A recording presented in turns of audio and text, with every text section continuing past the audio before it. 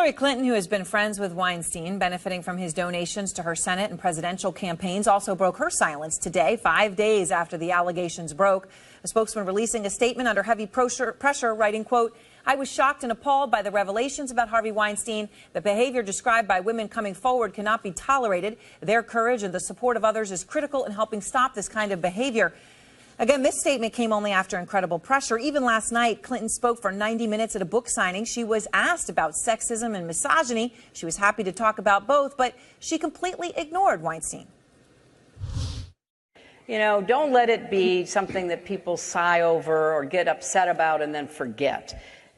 This is endemic to our political system, to business, to the media, to every part of society.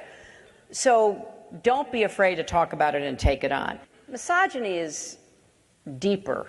It's a form of hatred of women. It's an attitude of just such negative, almost virulent dislike of women.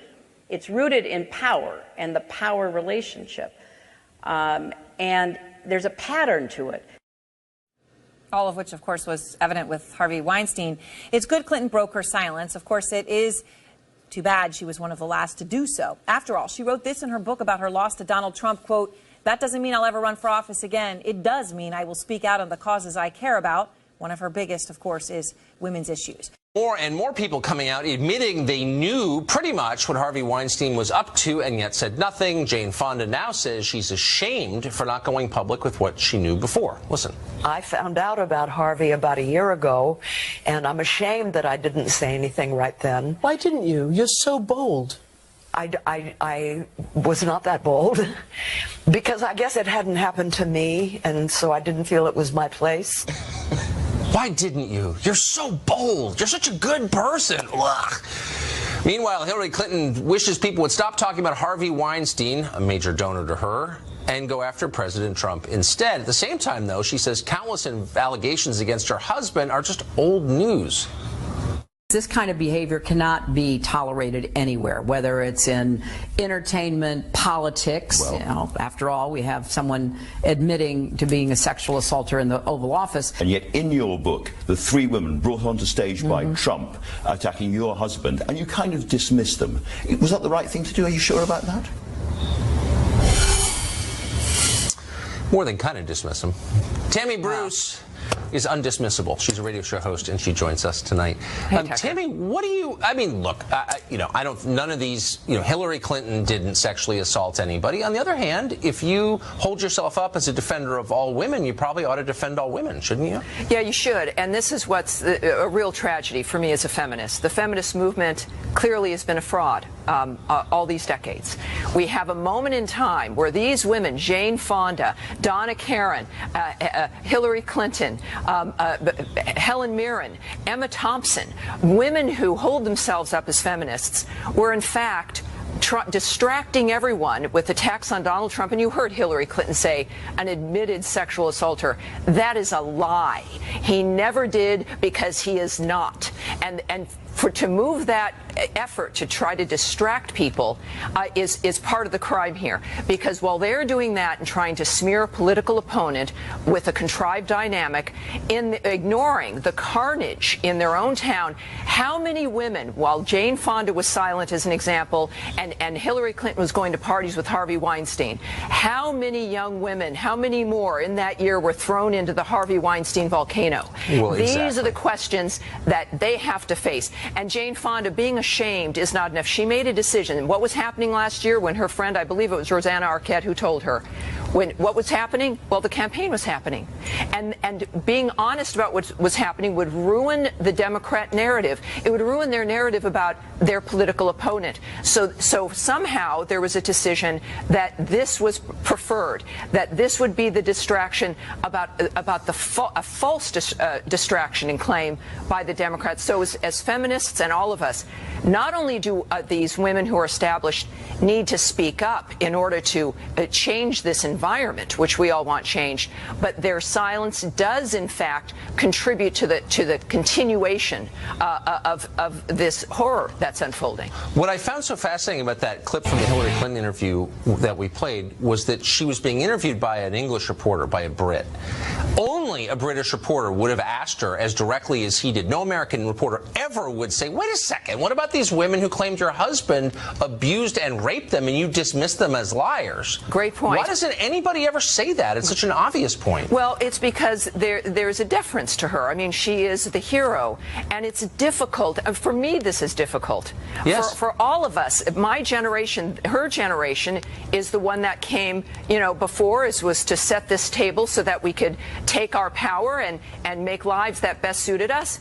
And here they are in the moment of need in the 21st century, while they're here and can make an impact, betraying us. And that becomes more of the issue. Now, you saw it with Christiane Amanpour, also with Jane Fonda, being very gentle, whereas at least Fonda admitted it. And the fact is, that becomes part of the problem. And when it comes to the huge Democrat donor and fundraiser of Harvey Weinstein, it does go beyond him, and it's all been a fraud of making people look at a shiny object, at Donald Trump, when in fact everything they were complaining about was happening in their own home. Yeah, in spades. Tammy Bruce, thank you for that summation. Thanks, Tucker.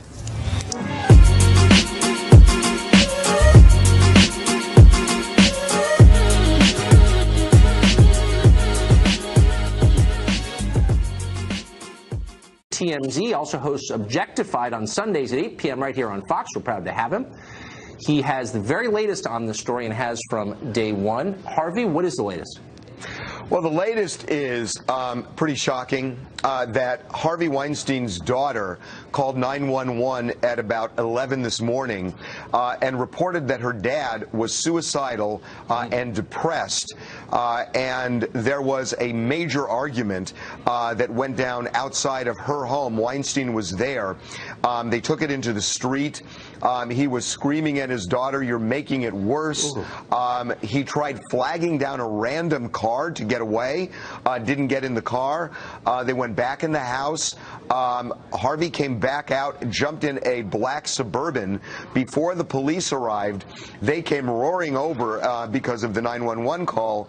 And at that point, Remy, the daughter, told police, well, it wasn't really a suicide attempt, it was just a family dispute. So she backed off what she had called about. But, obviously, this is a guy whose world collapsed. His wife left him, he lost his job, he is now the subject of scorn and ridicule all over the world. So it seems like it's taken its toll. So I thought he had left the country, was planning to go to rehab in France. That was the announcement. Is that still going to happen? Well, we didn't say France. We broke the story that the plan yesterday was for him to take a plane out last night and go to Europe. We don't know where in Europe, but we said Europe. It could have been France. It could have been somewhere else. It changed.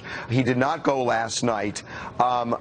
I don't want to say what I know right now, but I will tell you that I wouldn't necessarily bet money that Harvey Weinstein is leaving the country. Right. That story will develop over the next So we're 8 to 10 hearing, hours. and I don't know if you can comment on this, that he's the subject of a federal investigation, FBI investigation. Could that be related to what you just said? Yeah, look, I have heard this, Tucker. It seems insane to me. I can't believe that's the case. I mean, this is not a federal crime. If there is a crime, he hasn't been charged with anything yet. So I know the story. It seems outlandish to me that the federal government would launch an abstract investigation where there's no criminal investigation that we even know of, thinking that he's going to flee the country. First of all, he's allowed to leave the country because there hasn't been a crime alleged yet. So it doesn't make any sense. Well, he can go anywhere he wants to go. I mean, he's been accused Well, he can go anywhere he wants to go. Women. That's true. He can go anywhere he wants to go. So what's the Justice Department investigating? Right.